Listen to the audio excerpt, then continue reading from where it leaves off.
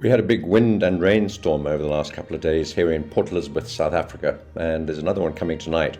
There were some strange objects that washed up on the beaches all around the bay and various parts of Port Elizabeth, and it was a bit of a mystery what these objects are, and I've taken some footage of them on the beach just now, about half an hour ago. But I've done some research online, and other people have done this too, and there's the Palm Beach mystery rubber bale incident that happened in 2021.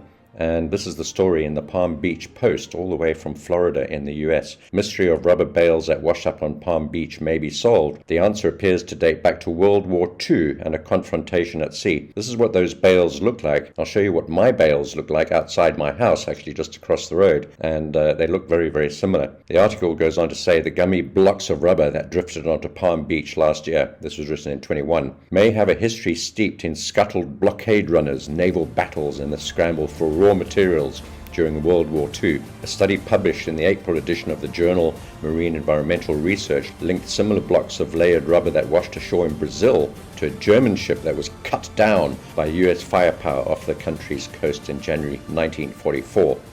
And so we're talking about Florida, Melbourne, Palm Beach, and Key Biscayne. All of these areas experience the same sort of phenomenon. And this was the journey of the SS Rio Grande, which was transporting these rubber bales that was destroyed during World War II. And the rubber and various other bits of treasure that it was carrying were dropped into the sea and have now washed up in some places, and especially when there's been inclement weather, big seas and stormy weather, huge tide and so on. The article from the Palm Beach Post in 2021 goes on to say, while the research notes that more study is needed to confirm the origin, the condition and appearance of the Brazilian and Florida blocks are comparable. I would say, based on everything that I know, that it's entirely reasonable and a very sound argument that the Palm Beach bales originated from World War II shipwreck, said Chris Reddy, a senior scientist at the Woods Hole Oceanographic Institution in Massachusetts, who is analyzing a piece of one of the bales. It's difficult to think of another scenario. There's a couple of other articles here. In the New Scientist, for example, rubber bales washed up in Brazil, traced to Second World War shipwreck, and a similar sort of article. This is behind a paywall, I can't read the rest. And another one from the English Woman's blog, From Life in London to the New World, of a Brazilian fishing village, and it's all about these mystery bales, and this goes back to 2019. I wrote about my investigations into the mystery bales that washed up on the beaches along the northeast coast of Brazil. Since then, I've been in touch with Professor Luis Ernesto from the Institute of Marine Sciences, Labomar, at the Federal University of Ceará. This post is about his team's findings, and here are some pictures of the bales. Interesting to have a look at the wrap that these bales are covered in. I'll point that out in my footage. And there's one more article here in, I'm not sure what this is, Kili News or Kili TV. Rubber bales from World War II era wash up on Padre Island beaches. The bales come from SS Rio Grande, a German blockade runner, which was carrying not only rubber, but tin, copper, cobalt, and crude rubber bales when it sank in 1944. Officials said. This one looks a bit more weathered than the other ones we've seen. The one that I'm going to show you that's washed up on the beach just meters from my house is in much better condition. And it's interesting to have a look at not only the condition of the bale, but also the covering. And I assume it's some sort of, it's non-organic, so it's some sort of synthetic plastic or nylon. I haven't done any research into what that might be. And this article talks about, this is in Corpus Christi, Texas, rubber bales from the World War II era washing up on South Texas beaches, and so on and so on.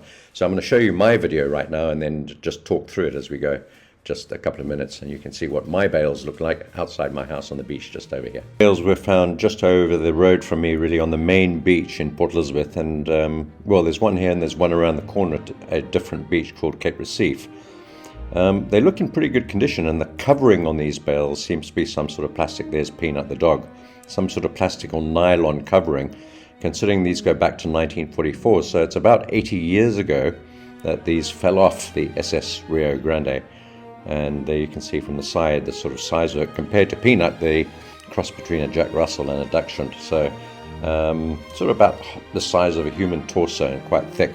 And this material here is really solid, very strong, not perished at all. And the bales are so strong, so compact, full of rubber. I suppose destined for the motor industry, for making tires and wheels during the war, for transport. Mainly, I suppose. So that's what it looks like. A little bit oily, a bit dirty. There's a bit of oil on the beach from the storm. and but in really good condition. It'd be interesting to open them up. I think there are a few around, and it'd be interesting to see the color, the sort of quality and the condition of the rubber. So you can see how well it hasn't even unwrapped at all. So they made things pretty well in those days. And then this is just a view of the bale on the beach, looking out towards the Shark Rock Pier and Peanut the dog.